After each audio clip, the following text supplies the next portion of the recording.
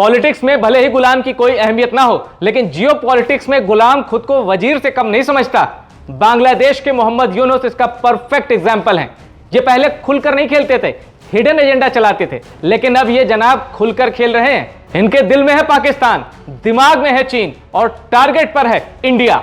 मैं ऐसा इसलिए कह रहा हूं क्योंकि इस बार लाल गुलाम ने अपनी हदें पार कर दी हैं। मोहम्मद यूनुस ने भारत के 7 राज्यों, स्पेसिफिक कहूं तो नॉर्थ ईस्ट इंडिया के बारे में एक खतरनाक बयान दिया है, वो भी चीन की जमीन से। अमेरिका का एजेंट, पाकिस्तान की कठपुतली, ये सब तो हम बहुत पहले से कह रहे हैं मोहम्मद यूनुस के बारे में, लेकिन अब मोहम्मद यूनुस बन चुके हैं लाल गुलाम। 26 से 29 मार्च तक बांग्लादेश की सरकार का चेहरा बनके मोहम्मद यूनुस चीन में चक्कर काट रहे थे। पाकिस्तान प्रेमी है तो जाहिर है मदद का कटोरा लेकर ही गए होंगे। जिनपिंग के आगे हाथ फैलाया और लाल सुल्तान ने इस नोबेल अवार्डी की फरियाद सुन ली। चीन से $2.1 बिलियन यानी 17,500 करोड़ रुपए का इन्वेस्ट और कर्ज को फिलहाल मोहम्मद यूनुस ने हासिल कर लिया है और इसके बदले में मोहम्मद यूनुस ने चीन की लिखी एक स्क्रिप्ट पढ़ दी है। मोहम्मद यूनुस ने कहा है, भारत के 7 स्टेट, भारत के पूर्वी हिस्से जिन्हें 7 सिस्टर्स कहा जाता है, ये भारत के लैंडलॉक्ड इलाके हैं। समंदर तक उनकी पहुंच का कोई रास्ता नहीं है। इस पूरे क्षेत्र के लिए समंदर के अकेले गार्डियन हम हैं, इसलिए हम विशाल संभावना का द्वार हैं। ये चीनी अर्थव्यवस्था के लिए विस्तार हो सकता है। चीजें बनाएं, उत्पादन करें, चीजें बाजार में ले जाएं, चीजें चीन में लाएं और बाकी दुनिया तक पहुंचाएं। साफ तौर पर लाल गुलाम मोहम्मद यूनुस का इशारा भारत के चिकन नेक कॉरिडोर पर है।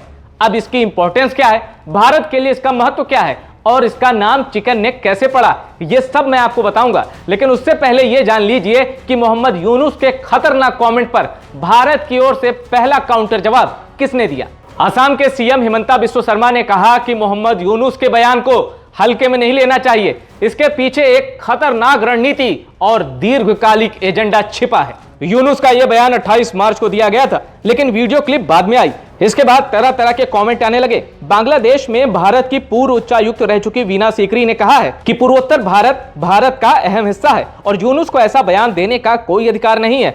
उधर भारत के जाने माने अर्थशास्त्री और प्रधानमंत्री नरेंद्र मोदी की आर्थिक सलाहकार परिषद के सदस्य संजीव सान्याल ने भी कमेंट किया है। सोशल मीडिया पर संजीव सान्याल ने लिखा कि बांग्लादेश में निवेश करने के लिए चीन का स्वागत है, लेकिन 7 भारतीय राज्यों के जमीन से घिरे होने का वास्तव में क्या महत्व है।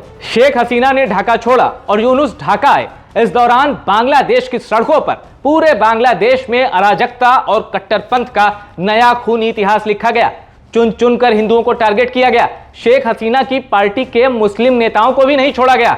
शाकिब उल हसन और मशरफे मुर्तजा जैसे इंटरनेशनल क्रिकेटर्स को भी नहीं बख्शा गया।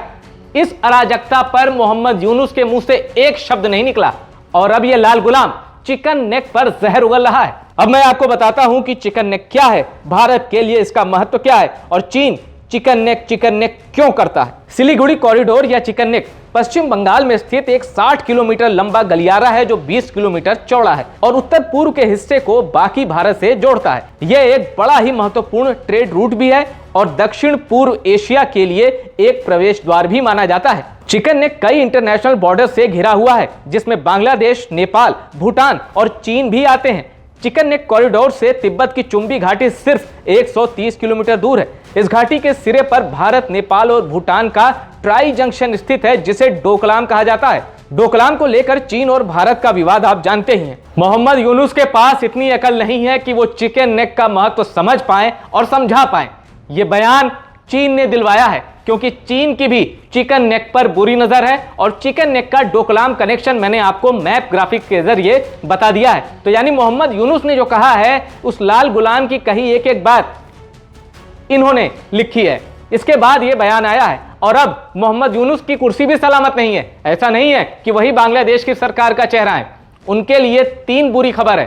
पहली खबर यह कि सेना ने मोहम्मद यूनुस के खिलाफ एक कूप अटेम्प्ट किया है, ऐसी खबरें रिपोर्ट हुई हैं। दूसरी खबर, जिन नौजवानों को भड़काकर ढाका में विद्रोह कराया गया था, उन नौजवानों ने अपनी एक नई पार्टी बना ली है क्योंकि वो मोहम्मद यूनुस का एजेंडा समझ गए थे और जब भी चुनाव होगा तो वही नौजवान चुनाव में जाएंगे और हो सकता है यूनुस भी अगर चुनाव में कूदें तो उनको कड़ी टक्कर दें। तीसरी बुरी खबर यह है कि शेख हसीना को ढाका लाने के लिए एक इंटरनेशनल मुहिम शुरू हो चुकी है और इसीलिए शेख हसीना पर पिछले दिनों मोहम्मद यूनुस की सरकार ने एक और मामला दर्ज किया था जिसमें यह बताया गया था कि शेख हसीना से जुड़े 577 लोग ऐसे हैं जो अभी भी ढाका में शेख हसीना की सरकार को वापस लाने के लिए एक्टिव हैं और मोहम्मद यूनुस उन 570 के खिलाफ एक्शन लेने के मूड में है। लेकिन मोहम्मद यूनुस एक्शन ले पाते हैं या नहीं, ये लाल गुलाम कब तक कुर्सी पर रह पाता है, ये भी देखने वाली बात होगी, क्योंकि चुनाव हुए तो भी मोहम्मद यूनुस की विदाई तय है और चुनाव नहीं हुए तो मोहम्मद यूनुस के खतरे के जो फैक्टर है वो मैंने आपको बता दिया। बांग्लादेश में कुर्सी पर सलामत बैठना मजाक का काम नहीं है, क्योंकि जब आप विद्रोह करके, बगावत करके, हिंसा के जरिए सत्ता हासिल करते हैं तो आपका अंजाम भी वही होता है।